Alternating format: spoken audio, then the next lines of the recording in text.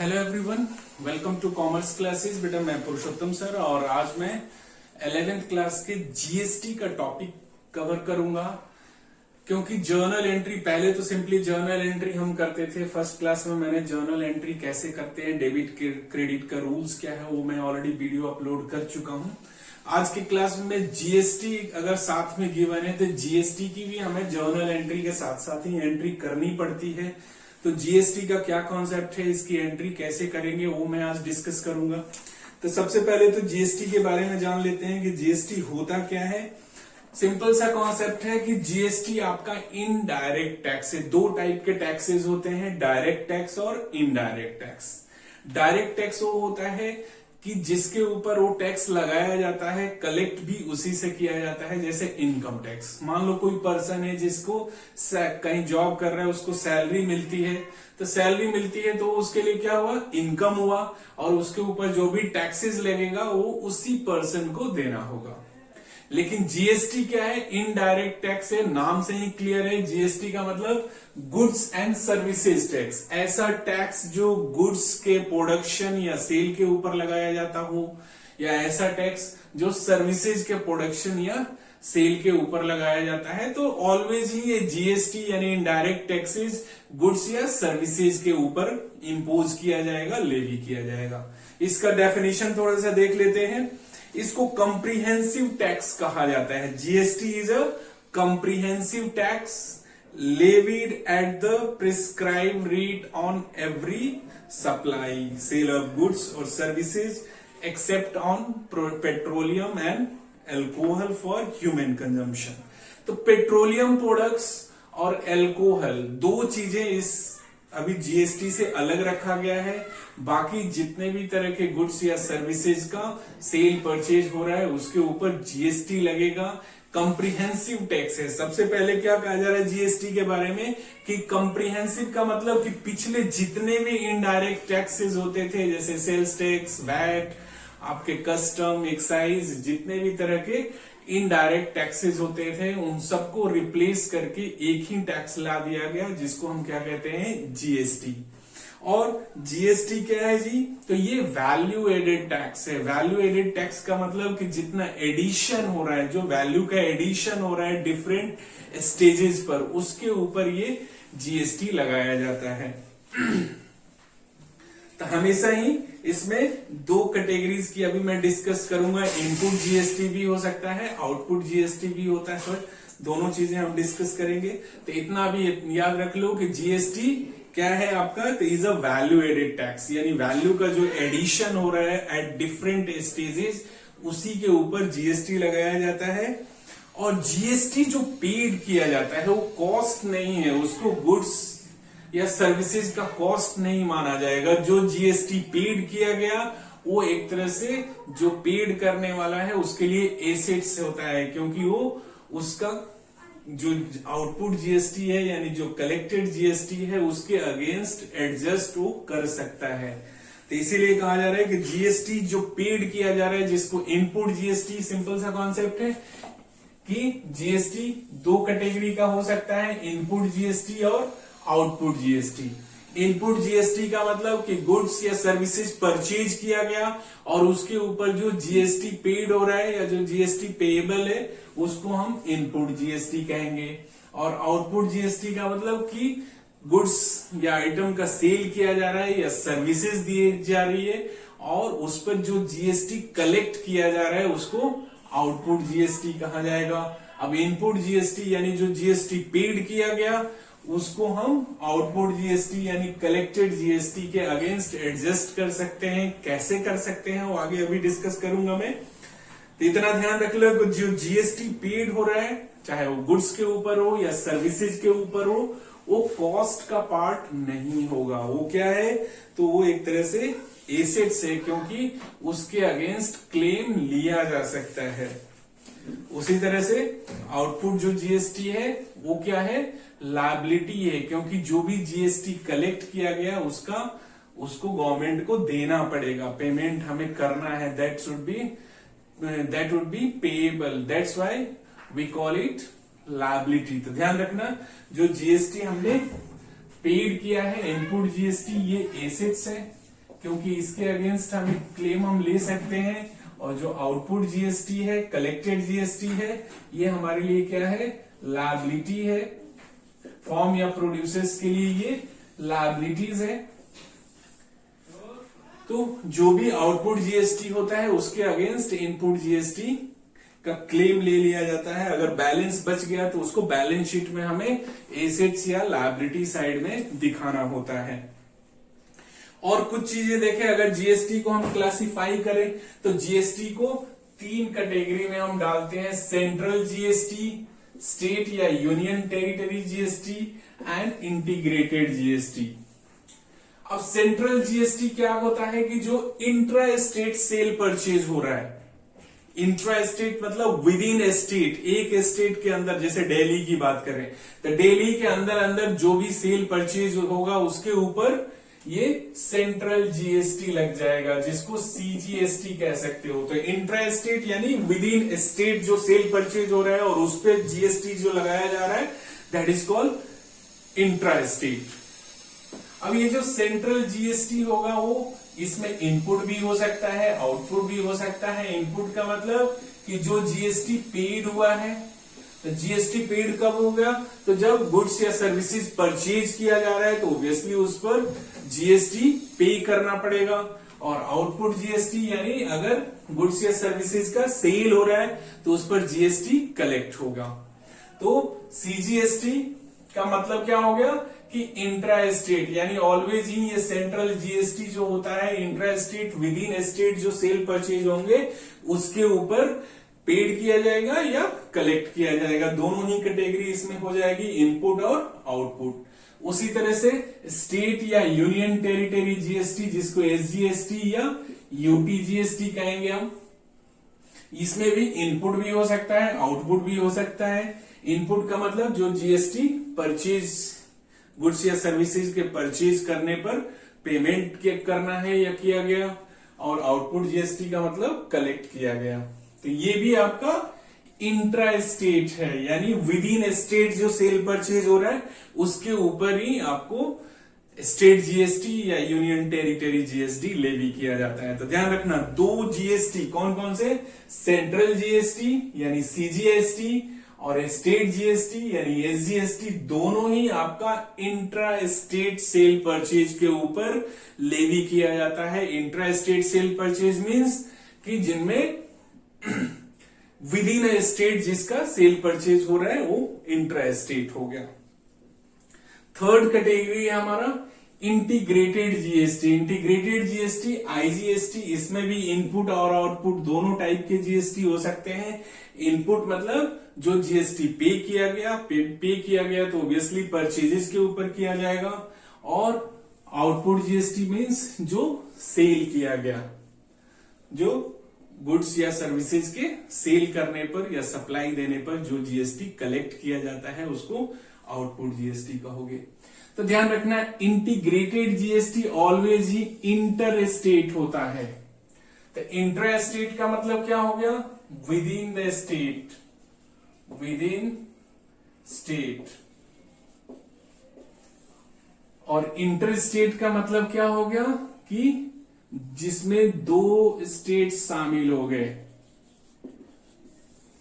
Like Delhi से goods sale किया जा रहा है हरियाणा में, पंजाब में, या हरियाणा से गुड्स परचेज किया जा रहा है दिल्ली में, दिल्ली से गुड्स सेल किया गया उत्तर प्रदेश में, उत्तर प्रदेश से गुड्स परचेज किया गया दिल्ली में। तो ये क्या हो गया, इंटर स्टेट, यानी जहां 2 या 2 से ज्यादा स्टेट इन्वॉल्व हो जाते हैं उनको इंटर स्टेट सेल परचेज कहा जाएगा।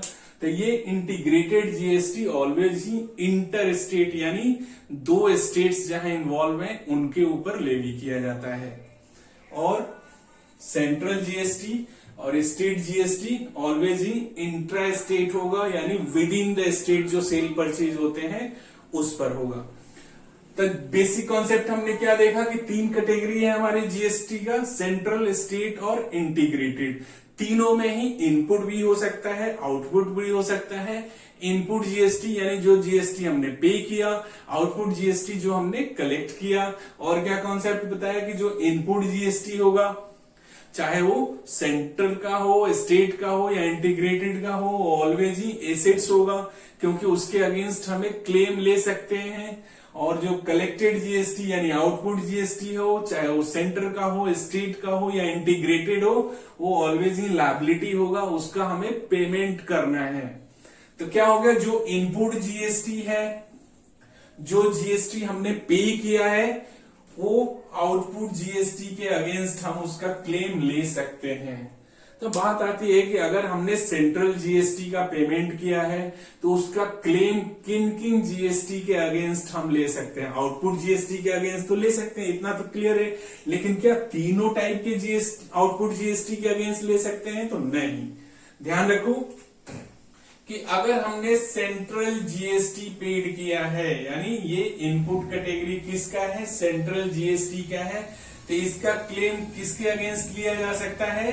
तो आउटपुट सीजीएसटी यानी सेंट्रल जीएसटी का कलेक्टेड जीएसटी जो है, जिसको आउटपुट सेंट्रल जीएसटी कहेंगे, उसके अगेंस्ट हम क्लेम ले सकते हैं। तो सिंपल सा कॉन्सेप्ट है कि सेंट्रल जीएसटी है, इसके इनपुट का क्लेम तो इसके आउटपुट से लिया ही जा सकता है। और दूसरा कैटेगरी क्या है जी, आईजीएसटी यानी सेंट्रल इनपुट जीएसटी का क्लेम सेंट्रल आउटपुट जीएसटी से तो हम लेंगे, साथ के साथ ये थर्ड वाला जो इंटीग्रेटेड है, इसके अगेंस्ट भी हम ले सकते हैं। तो इनपुट सेंट्रल का इनपुट है, यानी सेंट्रल जीएसटी हमने पेमेंट किया है, इसका क्लेम हमें आउटपुट सीजीएसटी यानी सेंट्रल का आउटपुट जीएसटी जो है और इंटीग्रेटेड का जो आउटपुट जीएसटी है, दोनों के अगेंस्ट हम क्लेम ले सकते हैं। तो सेंट्रल इसका क्लेम इससे तो लेंगे, साथ के साथ इससे भी ले सकते हैं। उसी तरह से स्टेट का जीएसटी हमने पेड किया है, अब उसका हमें क्लेम लेना है, तो स्टेट का जो आउटपुट जीएसटी है, जो कलेक्टेड जीएसटी है, उसके अगेंस्ट तो लिया ही जा सकता है क्योंकि सेम ही कैटेगरी है, और साथ में ये इंटीग्रेटेड वाले के अगेंस्ट भी लिया जा सकता है क्योंकि ये तो कंबाइंड है ना। तो स्टेट इनपुट जीएसटी का क्लेम हम स्टेट जीएसटी आउटपुट जीएसटी के अगेंस्ट ले सकते हैं या इंटीग्रेटेड आउटपुट जीएसटी के अगेंस्ट भी ले सकते हैं। अब ये इंटीग्रेटेड है, इंटीग्रेटेड में तो सारे ही कुछ शामिल है। तो इंटीग्रेटेड जीएसटी का अगर इनपुट है यानी पेमेंट कुछ हुआ है तो उसको इंटीग्रेटेड के अगेंस्ट तो लिया ही जा सकता है, आपका सेंट्रल के अगेंस्ट भी ले सकते हो या स्टेट के अगेंस्ट भी ले सकते हो। तो ध्यान रखना है, सेंट्रल और स्टेट दो कैटेगरी अलग अलग हो गया, ये कंबाइंड हो गया। ये इंट्रा स्टेट यानी जहां दो स्टेट्स का इन्वॉल्वमेंट है सेल परचेज में, उसके ऊपर लेवी किया जाता है। सेंट्रल वाला विद इन स्टेट, स्टेट भी विद इन स्टेट, इसके इनपुट का क्लेम इसके आउटपुट के अगेंस्ट तो लेंगे ही, साथ के साथ इसके आउटपुट के अगेंस्ट भी ले लेंगे। उसी तरह से स्टेट जीएसटी का अगर इनपुट का क्लेम लेना है तो स्टेट के अगेंस्ट तो लोगे ही, साथ के साथ इंटीग्रेटेड के अगेंस्ट भी ले लोगे, और इसके इनपुट का क्लेम तीनों में से किसी के अगेंस्ट ले सकते हो। पहले आप आईजीएसटी, फिर सेंट्रल एसजीएसटी, किसी के अगेंस्ट भी आप ले सकते हो। तो ये जीएसटी का आपका बेसिक कॉन्सेप्ट है। तो जो जीएसटी कलेक्टेड है उसके अगेंस्ट जितना जीएसटी आपने पेड किया है वो माइनस कर दो, जो रिमेनिंग अमाउंट है वो गवर्नमेंट को पे करना पड़ेगा। अगर नहीं पे करते हो तो आपको बैलेंस शीट में अपने लायबिलिटी साइड में दिखाना पड़ेगा। अगर वो आपका कलेक्टेड जीएसटी कम है और पेड जीएसटी ज्यादा है तो उस केस में जितना कलेक्टेड जीएसटी है, आउटपुट जीएसटी है, उसके अगेंस्ट एडजस्ट करके जो रिमेनिंग अमाउंट है वो आपको पे करना पड़ेगा। तो देखो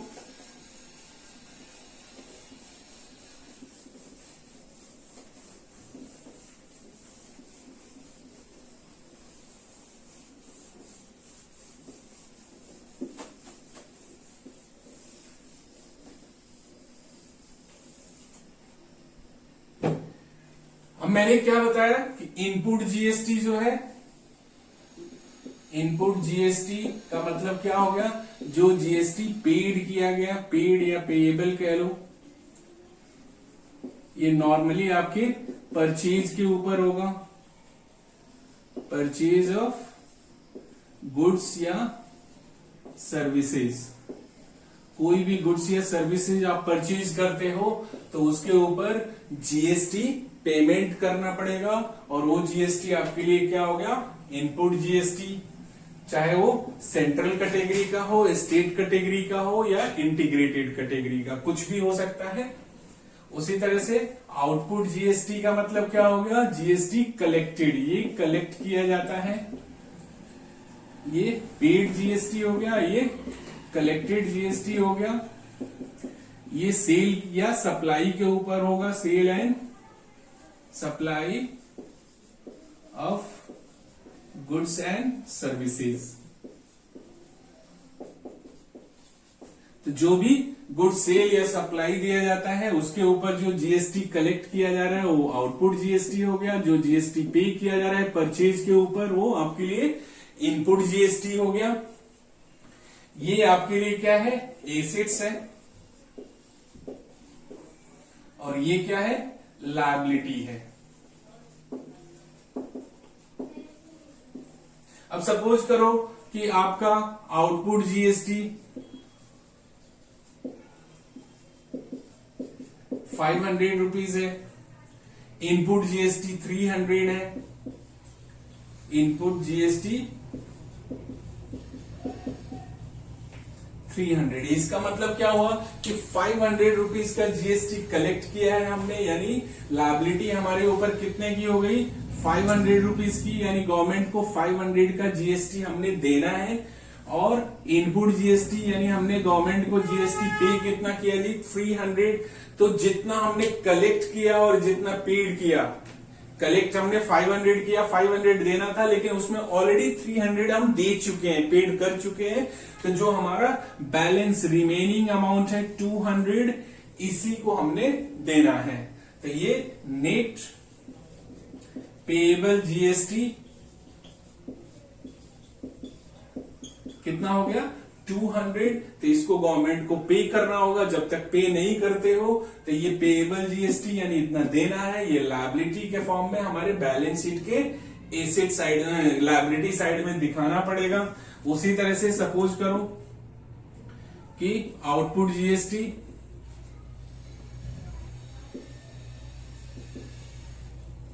अगर कम है, इनपुट जीएसटी ज्यादा है, इनपुट जीएसटी 600 का है, आउटपुट जीएसटी 500 का है, यानी रिमेनिंग अमाउंट 100 रुपीज है। ये क्या है कि जीएसटी हमने कलेक्ट किया है 500, यानी हमारे लिए पेएबल कितना था 500, लेकिन जीएसटी हमने पे कितना कर दिया 600। तो 100 रुपीज जो ज्यादा जीएसटी पे किया है वो हमारे लिए क्या है, एसेट्स है। तो ये क्या हो गया, इनपुट जीएसटी, नेट ये इनपुट जीएसटी हो गया, जिसका क्लेम हम आगे लेंगे। आगे हमारा आउटपुट जीएसटी होगा तो उसके अगेंस्ट क्लेम ले सकते हैं। ये कैरी फॉरवर्ड हो जाता है आगे। तो कैरी फॉरवर्ड कहां होगा, तो बैलेंस शीट के एसेट साइड में हम इसको शो कर सकते हैं। तो जो भी आपका नेट इनपुट जीएसटी है उसको बैलेंस शीट के एसेट साइड में दिखाओगे। जो नेट अगर पेएबल यानी आउटपुट जीएसटी आपका आ रहा है तो उसको आपने बैलेंस शीट के लायबिलिटी साइड में शो करना है। अब एंट्रीज कुछ देखो कैसे करते हैं, जीएसटी की एंट्री